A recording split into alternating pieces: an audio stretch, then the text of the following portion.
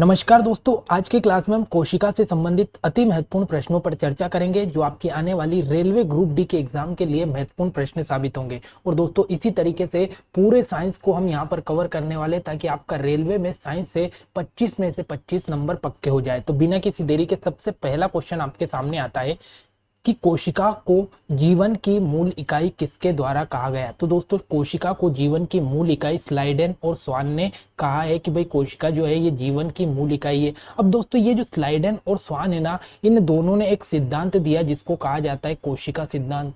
कोशिका सिद्धांत, तो अगर आपसे क्वेश्चन पूछे कि कोशिका सिद्धांत किसके द्वारा दिया गया, तो ये कोशिका सिद्धांत आपका स्लाइडेन और स्वान के द्वारा दिया गया और इनमें ही यहाँ पर कोशिका को जीवन की मूल इकाई बताया गया। अगला क्वेश्चन, कोशिका शब्द का सबसे पहले प्रयोग किसके द्वारा किया गया, यानी कि जो कोशिका है इस कोशिका की खोज किसके द्वारा की गई। तो याद रखना है दोस्तों, जो कोशिका है इस कोशिका की खोज रॉबर्ट हुक के द्वारा की गई है। और कई बार क्वेश्चन पूछा गया कि कब की गई, तो 1665 में कोशिका की खोज रॉबर्ट हुक के द्वारा किया गया। लेकिन दोस्तों यहाँ पर एक चीज आपको याद रखना है कि जो रॉबर्ट हुक ने जो कोशिका खोजी थी ये कैसी थी, तो ये मृत कोशिका थी, मृत कोशिका थी। तो फिर जीवित कोशिका की खोज किसके द्वारा की गई, तो याद रखना है जो जीवित कोशिका है इस जीवित कोशिका की खोज जो है ये ल्यूवेनहोक के द्वारा की गई। ल्यूवेनहोक के द्वारा की गई, ये इंपॉर्टेंट पॉइंट है। और ल्यूवेनहोक ने जीवित कोशिका की खोज कब की, तो 1674 में इन्होंने जीवित कोशिका की खोज की। सारे पॉइंट आपके एग्जाम की दृष्टि से इंपॉर्टेंट है और हर क्वेश्चन को डिटेल में चर्चा करेंगे ताकि आपका एक भी क्वेश्चन यहाँ पर बाहर ना जाए। अब दोस्तों ये जो रॉबर्ट ब्राउन साहब है ना, इन्होंने किसकी खोज की थी, तो इन्होंने केंद्रक की खोज की। केंद्रक की खोज किसने की, तो रॉबर्ट ब्राउन के द्वारा की गई। ये चीज आपको याद रखना है। अगला, माइटोकॉन्ड्रिया को क्या कहा जाता है। अति इंपॉर्टेंट क्वेश्चन है दोस्तों कि जो माइटोकॉन्ड्रिया इसको क्या कहा जाता है, तो इसको कोशिका का पावर हाउस कहा जाता है। कोशिका का पावर हाउस किसे कहा जाता है, तो माइटोकॉन्ड्रिया को कहा जाता है दोस्तों। और याद रखना है ये जो माइटोकॉन्ड्रिया है ना, इसी में क्या चलता है, तो क्रेब्स चक्र की जो प्रक्रिया है, ये क्रेब्स चक्र की प्रक्रिया किसमें चलती है, तो माइटोकॉन्ड्रिया में चलती है। और इसी क्रेब्स चक्र के रूप में आपका एटीपी के रूप में ऊर्जा उत्पन्न करता है, इसीलिए इसे कोशिका का पावर हाउस कहा गया। तो माइटोकॉन्ड्रिया में ही आपका क्रेब्स चक्र चलता है। ये इंपॉर्टेंट पॉइंट आपको याद रखना है। अगला, निम्नलिखित में से किस कोशिका में कोशिका भित्ति नहीं पाई जाती है। अब सबसे पहली इंपॉर्टेंट चीज यहाँ पर एक शब्द है कोशिका भित्ति, और जहां पर भी आपको कोशिका भित्ति शब्द दिखाई दे तो समझ जाना ये पादप में पाई जाती है। ठीक है, पादप कोशिका की जो सबसे बाहरी आवरण होता है ना, वो आपका क्या कहलाता है, तो कोशिका भित्ति कहलाता है। और दोस्तों जो जंतु की कोशिका होती है ना, इस जंतु की कोशिका में कोशिका भित्ति नहीं पाई जाती है। पहली इंपॉर्टेंट पॉइंट ये याद रखना है कि जो जंतु की कोशिका है उसमें कोशिका भित्ति नहीं पाई जाती है, ये पादप में पाई जाती है। और जो पादप में कोशिका भित्ति पाई जाती है वो किसकी बनी होती है, तो ये आपको याद रखना है सेल्यूलोज की बनी होती है। सेल्यूलोज की बनी होती है। दूसरा जो कवक में कोशिका भित्ति पाई जाती है ये किसकी बनी होती है, तो ये काइटिन की बनी होती है। तीनों इंपॉर्टेंट पॉइंट आपको याद रखना है। देखो ये आपका बाहरी जो आवरण दिखाई दे रहा है ना, ये बाहरी आवरण आपका कोशिका भित्ति है और ये पादप में पाई जाती है सेल्यूलोज की बनी होती है, और कवक में पाई जाती है काइटिन की बनी होती है। और ये जो कोशिका भित्ति है मानव की कोशिका में नहीं पाई जाती है। अगला, कोशिका का नियंत्रण केंद्र कौन सा अंग है। अब देखो कोशिका का जो नियंत्रक केंद्र है ये कौन सा अंग है, तो ये नाभिक है। नाभिक या इसी को केंद्रक कहा जाता है। ठीक है, अगर आपसे पूछे कि ये जो नाभिक या केंद्रक है इसकी खोज किसके द्वारा की गई, तो रॉबर्ट ब्राउन, अभी मैंने आपको बताया था रॉबर्ट ब्राउन के द्वारा आपका इसकी खोज की गई। फिर अगर आपसे पूछे कि सबसे बड़ा कोशिकांग कौन सा है, तो सबसे बड़ा कोशिकांग आपका याद रखना है नाभिक या केंद्रक है। कोशिकांग सबसे बड़ा कोशिकांग कौन सा है, नाभिक या केंद्रक है, जो कि रॉबर्ट ब्राउन के द्वारा इसकी खोज की गई। ऑप्शन नंबर 20 का राइट आंसर है। अगला, प्रोटीन संश्लेषण कहाँ होता है। इंपोर्टेंट पॉइंट है, कई बार परीक्षा में पूछा गया कि जो प्रोटीन का संश्लेषण है वो कहाँ पर होता है, तो याद रखना है वो प्रोटीन का संश्लेषण राइबोसोम के द्वारा किया जाता है। ठीक है, इंपोर्टेंट पॉइंट है। अब आपसे अगर पूछे कि भाई जो राइबोसोम है इस राइबोसोम की खोज किसने की, तो इसकी खोज इस पेलाडे के द्वारा की गई। पेलाडे के द्वारा की गई, और पेलाडे ने इसकी खोज की, इसीलिए इसको पेलाडे कण भी कहते हैं। पेलाडे कण भी कहते हैं, पेलाडे कण भी कहते हैं। तो पेलाडे कण किसे कहते हैं? राइबोसोम को कहा जाता है। और ये क्या काम करता है? तो ये प्रोटीन का संश्लेषण करता है। और अगर आपसे पूछे ना दोस्तों कि सबसे छोटा कोशिकांग कौन सा है, तो सबसे छोटा कोशिकांग आपका कौन सा हो जाएगा? सबसे छोटा कोशिकांग आपका राइबोसोम हो जाएगा, राइबोसोम हो जाएगा। ये इंपॉर्टेंट पॉइंट याद रखना। और जो राइबोसोम है ना, अगर आपसे पूछे कि भाई राइबोसोम किसके बने होते हैं, तो राइबोसोम आपका एक तो आरएनए और एक आपका प्रोटीन के बने होते हैं। ठीक है, आरएनए और प्रोटीन के आपके राइबोसोम बने होते हैं। ठीक है, उसकी खोज पेलाडे के द्वारा की गई है। अगला, कोशिका के भीतर पाचन तंत्र किसे कहा जाता है? अब देखो, कोशिका के भीतर जो पाचन का काम करता है वो कौन करता है? तो याद रखना है वो कौन करता है? वो लाइसोसोम करता है। ठीक है, तो कोशिका का पाचन तंत्र किसे कहा जाता है? तो लाइसोसोम को कहा जाता है। और दोस्तों याद रखना है, इसी लाइसोसोम को आत्महत्या की थैली कहा जाता है। आत्महत्या की थैली भी किसे कहा जाता है? तो आत्महत्या की थैली भी आपका लाइसोसोम को कहा जाता है। तो अगर आपसे क्वेश्चन पूछे कि कोशिका की आत्महत्या की थैली किसे कहते हैं, तो ये लाइसोसोम को कहा जाता है। अगला, डीएनए मुख्यतः कहाँ पाया जाता है? देखो, डीएनए मुख्य रूप से कहाँ पाया जाता है? तो ये डीएनए आपका मुख्य रूप से नाभिक में पाया जाता है। नाभिक से आपको कंफ्यूज नहीं होना, नाभिक को ही केंद्रक कहा जाता है, केंद्रक कहा जाता है। ये चीज आपको याद रखना है। ऑप्शन नंबर 20 का राइट आंसर है। अगला, पादप कोशिका में ऊर्जा उत्पादन के लिए कौन सा अंग जिम्मेदार होता है? देखो, पादप कोशिका में जो ऊर्जा का उत्पादन करता है, एक तो इसमें माइटोकॉन्ड्रिया भी होता है और एक आपका क्लोरोफिल भी होता है। तो ऑप्शन नंबर सी इसका राइट आंसर होगा। ऑप्शन नंबर सी इसका राइट आंसर होगा।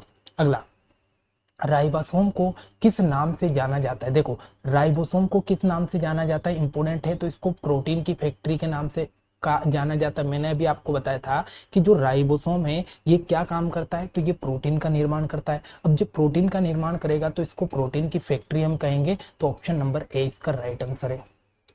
अगला, कोशिका सिद्धांत का प्रतिपादन किसके द्वारा किया गया? अब देखो, यहाँ पर मैंने अभी आपको बताया था कि भाई कोशिका का जो सिद्धांत है वो किसके द्वारा दिया गया? तो स्लाइडेन और स्वान के द्वारा दिया गया कोशिका का सिद्धांत। अब एक चीज और आपको याद रखनी है दोस्तों, जो कि आपका इंपोर्टेंट क्वेश्चन पूछा जाता है।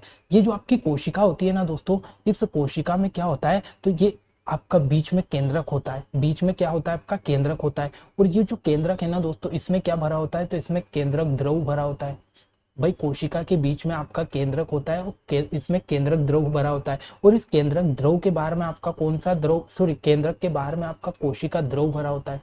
ठीक है, तो आपकी कोशिका में कितने प्रकार के द्रव होते हैं दोस्तों? 2 प्रकार के। केंद्रक में भरा हुआ द्रव केंद्रक द्रव, और केंद्रक के बाहर वाला जो द्रव्य है वो क्या कहलाता है? कोशिका द्रव्य। और दोस्तों ये जो केंद्रक द्रव्य और जो कोशिका द्रव्य, ये दोनों मिलकर किसका निर्माण करते हैं? तो ये जीव द्रव्य का निर्माण करते हैं, जीव द्रव्य का निर्माण करते हैं। तो अगर आपसे क्वेश्चन पूछ ले कि भाई जीव द्रव्य में किस किस को शामिल किया गया, तो जीव द्रव्य में केंद्रक द्रव्य और कोशिका द्रव्य दोनों को शामिल किया गया। और जीव द्रव्य है ना दोस्तों, इसकी खोज किसके द्वारा की गई? तो इसकी खोज पुरकिंजे के द्वारा की गई। पुरकिंजे के द्वारा जीव द्रव्य की खोज की गई। ये सारे के सारे इंपोर्टेंट पॉइंट आपके एग्जाम की दृष्टि से अति इंपोर्टेंट है और यहीं से क्वेश्चन सीधे सीधे बनते हैं।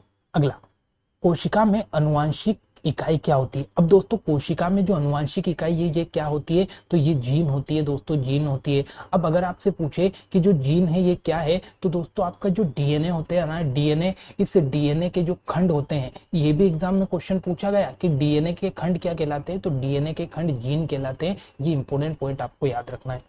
अगला, पौधों की कोशिका भित्ति मुख्यतः किसकी बनी होती है? मैंने अभी आपको बताया था कि जो पौधों की कोशिका भित्ति है ये सेल्यूलोज की बनी होती है, सेल्यूलोज की बनी होती है। और कवक की कोशिका भित्ति किसकी बनी होती है? तो कवक की कोशिका भित्ति काइटिन की बनी होती है। और दोस्तों ये जो सेल्यूलोज और जो काइटिन है ना, ये दोनों किस एक प्रकार की शर्करा है। ये दोनों क्या है? तो ये एक प्रकार की शर्करा है। ये किस प्रकार की शर्करा है? तो ये पॉलीसेकेराइड शर्करा है, पॉलीसेकेराइड शर्करा है, पॉलीसेकेराइड शर्करा है। जब हम वहां पर कार्बोहाइड्रेट वाला चैप्टर पढ़ेंगे तो वहां पर मैं आपको पूरी शर्करा पढ़ाऊंगा, तो उसमें फिर आपको सेल्यूलोज और काइटिन नाम देखने को मिलेंगे। तो अभी आपको याद रखना है कि सेल्यूलोज जो है इससे पौधे की कोशिका भित्ति बनी है और काइटिन की कवक की कोशिका भित्ति बनी है। अगला, पादप कोशिका और जंतु कोशिका में क्या अंतर है? अब मैंने अभी आपको बताया था दोस्तों कि जो पादप कोशिका है ना, इस पादप कोशिका में सबसे भारी एक आवरण पाया जाता है जिसको बोला जाता है कोशिका भित्ति। क्या बोला जाता है, कोशिका भित्ति। ठीक है, और ये जो कोशिका भित्ति है ना, ये पादप कोशिका में ही पाई जाती है। देखो पादप कोशिका में कोशिका भित्ति और क्लोरोप्लास्ट पाए जाते हैं। क्लोरोप्लास्ट मतलब हरित लवक जो कि प्रकाश संश्लेषण के द्वारा भोजन बनाते हैं, तो ये भी पौधों में पाया जाता है और कोशिका भित्ति भी पौधों में पाई जाती है। ऑप्शन नंबर ए इसका राइट आंसर है। ऑप्शन नंबर ए इसका राइट आंसर है।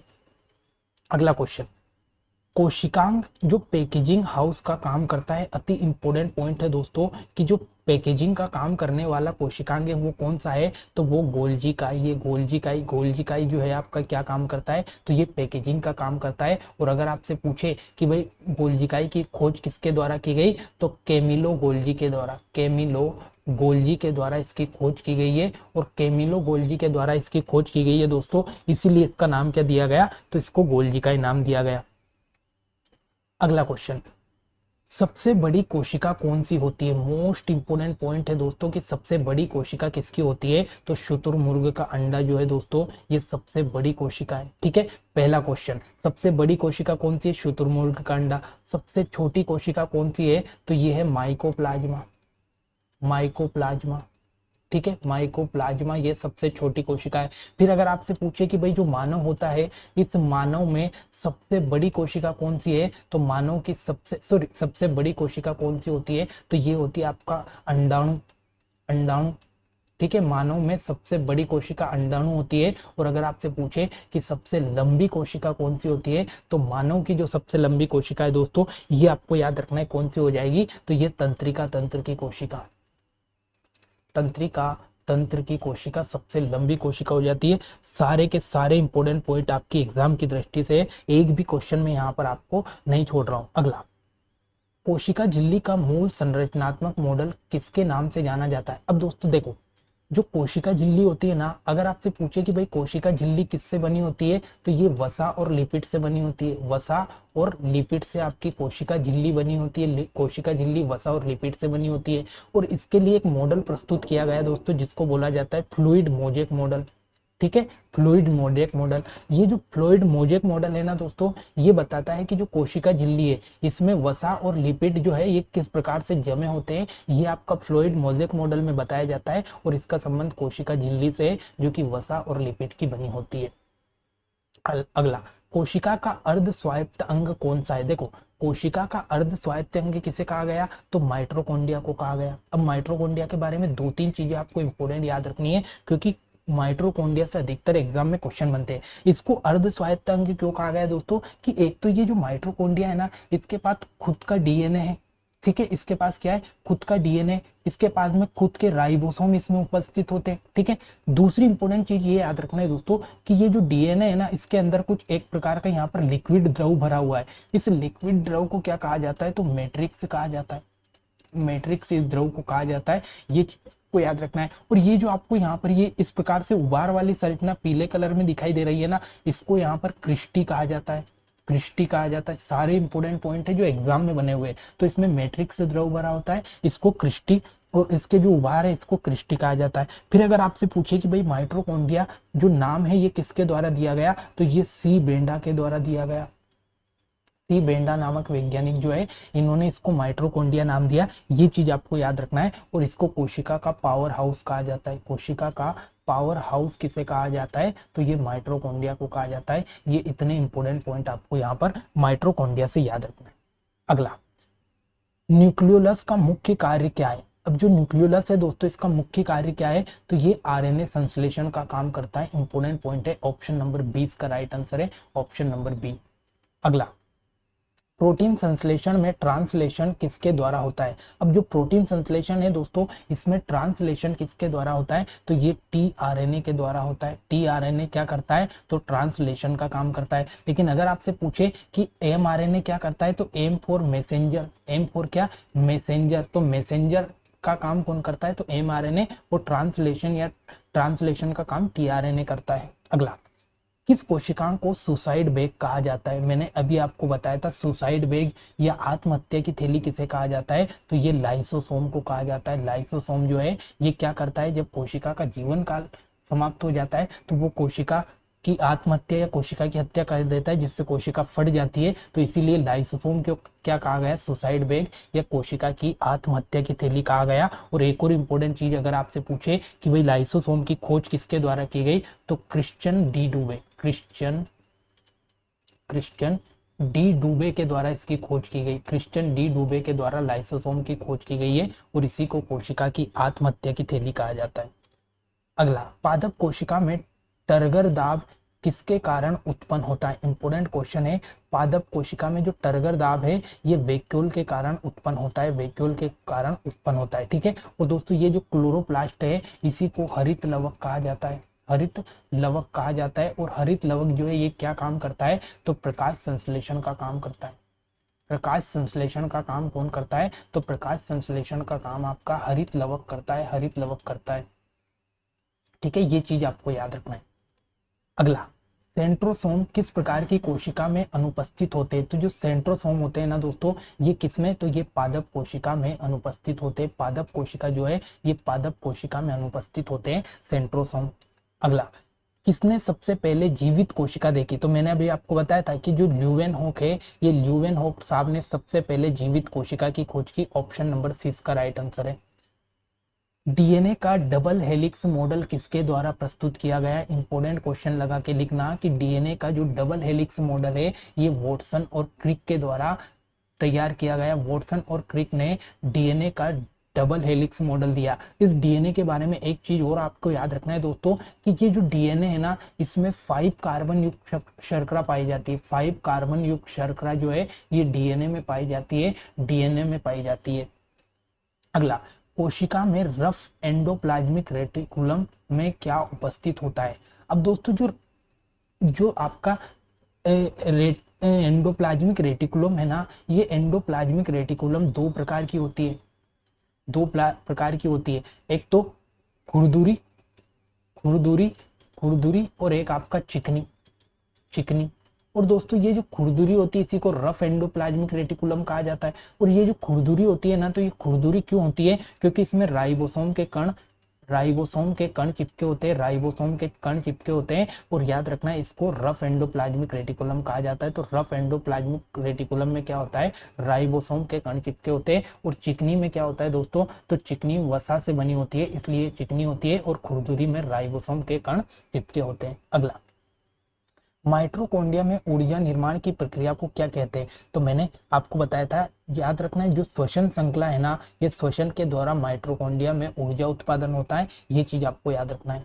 अगला, कोशिका में लिपिड और स्टेरॉइड का संश्लेषण कहाँ होता है। अब देखो मैंने अभी आपको ये बताया कि जो रफ एंडोप्लाज्मिक रेटिकुलम है ना, इस रफ एंडोप्लाज्मिक रेटिकुलम में क्या होते हैं, तो राइबोसोम चिपके होते हैं, राइबोसोम चिपके होते हैं। ठीक है। और ये जो राइबोसोम है ना, ये राइबोसोम प्रोटीन का निर्माण करते हैं। मैंने अभी आपको बताया था प्रोटीन का निर्माण कौन करते हैं, राइबोसोम करते हैं। और ये जो स्मूथ एंडोप्लाज्मिक रेटिकुलम है ना, इसमें वसा और लिपिड होता है। ये वसा और लिपिड का निर्माण या वसा और लिपिड का संश्लेषण कौन करती है, तो ये स्मूथ एंडोप्लाज्मिक रेटिकुलम करती है। कई बार एग्जाम में क्वेश्चन पूछा गया। ऑप्शन नंबर 20 का राइट आंसर है।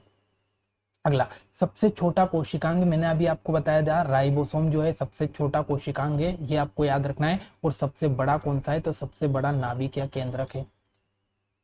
अगला, कोशिका झिल्ली मुख्यतः किन से बनी होती है। तो जो कोशिका झिल्ली है मैंने शुरू में ही आपको बताया था कि वसा और प्रोटीन या लिपिड की बनी होती है। आपका याद रखना है लिपिड और प्रोटीन की बनी होती है आपकी कोशिका झिल्ली, इंपोर्टेंट है। ठीक है, ये जो लिपिड है ना दोस्तों, इन्हीं को वसा कहा जाता है। तो वसा या लिपिड और प्रोटीन की बनी होती है आपकी कोशिका झिल्ली। अगला, प्रकाश संश्लेषण की डार्क रिएक्शन कहाँ होती है। देखो प्रकाश संश्लेषण की जो डार्क रिएक्शन, अब यहाँ पर दो चीज, जब भी प्रकाश संश्लेषण की अभिक्रिया होती है ना दोस्तों, तो इसमें क्या होता है, एक तो प्रकाशीय अभिक्रिया होती है, प्रकाशीय अभिक्रिया होती है, प्रकाशीय अभिक्रिया होती है। और एक आपकी होती है दोस्तों अप्रकाशीय अभिक्रिया। प्रकाश संश्लेषण में अप्रकाशीय अभिक्रिया होती है। तो दो तरह की अभिक्रिया होती है, एक तो प्रकाशी और एक एक अप्रकाशीय। अब ये जो प्रकाशीय अभिक्रिया है ना दोस्तों, ये कहाँ होती है, तो ये ग्रेना में होती है, ग्रेना में होती है, ग्रेना में। और जो अप्रकाशीय अभिक्रिया है ना, ये कहाँ होती है, तो ये स्ट्रोमा में होती है, स्ट्रोमा में होती है। तो आपसे यहाँ पर डार्क मतलब अप्रकाशीय पूछा, तो अप्रकाशीय कहाँ पर होगी, स्ट्रोमा में होगी। ठीक है, ये इंपोर्टेंट पॉइंट आपको याद रखना है। ऑप्शन नंबर 20 का राइट आंसर है प्रकाशीय अभिक्रिया ग्रेना में और अप्रकाशीय अभिक्रिया स्ट्रोमा में।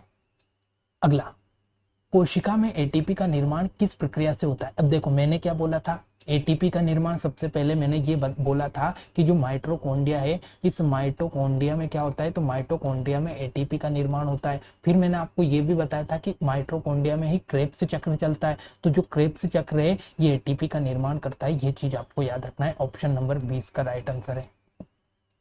अगला, सबसे बड़ा कोशिकांग कौन सा है, ये भी आपका अभी अपन ने कवर कर लिया। नाभिक या केंद्रक सबसे बड़ा कोशिकांग है। किस वैज्ञानिक ने नाभिक की खोज की, तो ये भी मैंने आपको बता दिया कि रॉबर्ट ब्राउन जो है, ये रॉबर्ट ब्राउन के द्वारा नाभिक की खोज की गई। अगला, झिल्ली रहित कोशिकांग कौन सा है, ये इंपॉर्टेंट पॉइंट आपको याद रखना है दोस्तों कि झिल्ली रहित कोशिकांग कौन सा है। अब दो तीन चीज आपको यहाँ पर मैं बताऊंगा कि दोस्तों तीन ऐसे कोशिकांग है, कोशिका के अंदर पाए जाने वाले जो अंग होते हैं उनको कोशिकांग कहते हैं। तो तीन ऐसे अंग है जिनमें डबल झिल्ली या डबल लेयर पाई जाती है। पहला नाम आपको याद रखना है माइटोकॉन्ड्रिया, माइटोकॉन्ड्रिया, ये माइटोकॉन्ड्रिया में भी डबल लेयर पाई जाती है। ठीक है, दूसरा नाम आपको याद रखना है दोस्तों हरित लवक, हरित लवक, लवक। और तीसरा नाम आपको याद रखना है दोस्तों केंद्रक। ये तीन ऐसे कोशिकांग है जिनमें क्या पाया जाता है, दो लहर, दो लहर, दो लहर, दो लहर इनमें पाई जाती है। ये चीज आपको याद रखना। अब यहाँ पर देख लो, यहाँ पर माइटोकॉन्ड्रिया, ठीक है, उसके बाद में क्लोरोप्लास्ट। ठीक है, तो झिल्ली रहित कोशिकांग कौन सा है, तो यहाँ पर राइबोसोम जो है ये झिल्ली रहित कोशिकांग है। ऑप्शन नंबर 20 का राइट आंसर है, ऑप्शन नंबर 20 का राइट आंसर है। ठीक है, ये थोड़ा सा यहाँ पर हो सकता है क्लोरोप्लास्ट और यहाँ पर केंद्रक हो, ये ऑप्शन में मिस्टेक है, पर राइबोसोम इसका राइट आंसर है। अगला, डीएनए प्रतिकृति कोशिका चक्र के किस चरण में होती है। अब डीएनए प्रतिकृति जो है दोस्तों, ये कोशिका चरण का जो एस चरण है इसमें होती है। अब यहाँ पर याद रखना है, जब आप पढ़ोगे थोड़ा डिटेल में, तो जो आपका कोशिका का विभाजन होता है ना, तो इस कोशिका के विभाजन में एक तो जीवन चरण होता है, ये एस चरण होता है, और एक G2 चरण होता है। तो जो एस चरण होता है ना, इसमें क्या होता है, डीएनए की प्रतिकृति होती है, डीएनए की प्रतिकृति होती है। अगला, कोशिका झिल्ली अर्ध परागम्य झिल्ली होती है, इसका कारण क्या है। तो दोस्तों ये जो कोशिका झिल्ली है ना, ये लिपिड की बनी होती है, लिपिड की बनी होती है, और ये अर्ध परागम्य होती है। ये इंपोर्टेंट पॉइंट यहाँ से याद रखना, अर्ध परागम्य होती है कोशिका झिल्ली। अगला, क्रोमोसोम शब्द का प्रयोग सबसे पहले किसने दिया, तो ये जो क्रोमोसोम शब्द है दोस्तों, ये किसके द्वारा दिया गया, तो ये वोल्डर के द्वारा दिया गया, वोल्डर के द्वारा क्रोमोसोम शब्द सबसे पहले दिया गया।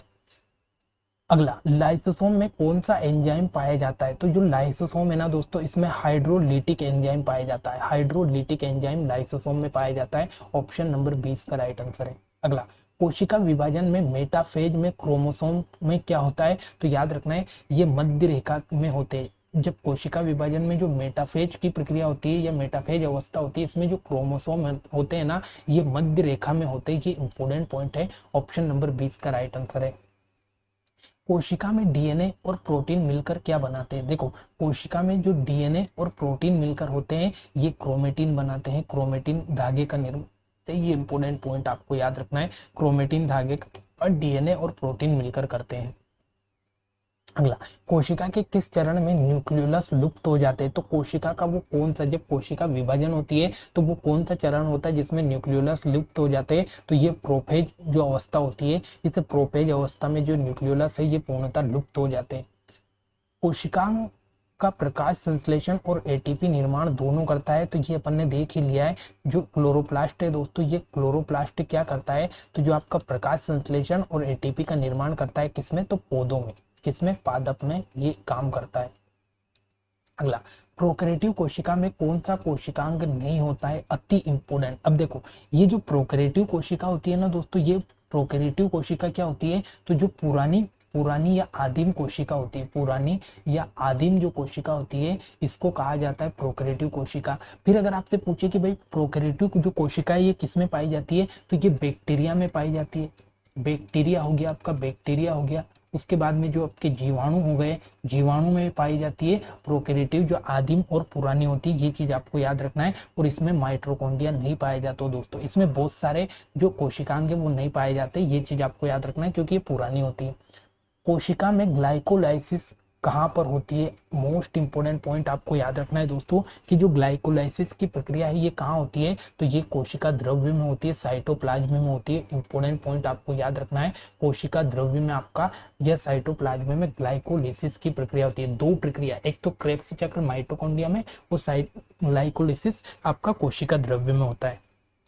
अगला, सेंट्रियोल का मुख्य कार्य क्या है, तो जो सेंट्रियोल है ये क्या काम करता है, तो कोशिका विभाजन के द्वारा स्पिंडल या फाइबर का निर्माण करता है। इंपोर्टेंट है, सेंट्रियोल क्या करते हैं, तो ये आपका कोशिका विभाजन के द्वारा स्पिंडल बनाते हैं। कोशिका झिल्ली की संरचना को सर्वप्रथम किसने स्पष्ट किया, तो कोशिका झिल्ली जो है दोस्तों ये डेनियल और डेवसन के द्वारा सबसे पहले देखी गई। डेनियल और Dawson, important point, option number 20 का राइट आंसर है। अगला, एंडोसिम्बायोटिक थ्योरी किससे संबंधित है, एंडोसिम्बायोटिक जो थ्योरी है दोस्तों ये माइटोकॉन्ड्रिया और क्लोरोप्लास्ट की उत्पत्ति से संबंधित है। नया क्वेश्चन इंपोर्टेंट है, एंडोसिम्बायोटिक जो थ्योरी है ये माइटोकॉन्ड्रिया और क्लोरोप्लास्ट की उत्पत्ति से संबंधित है।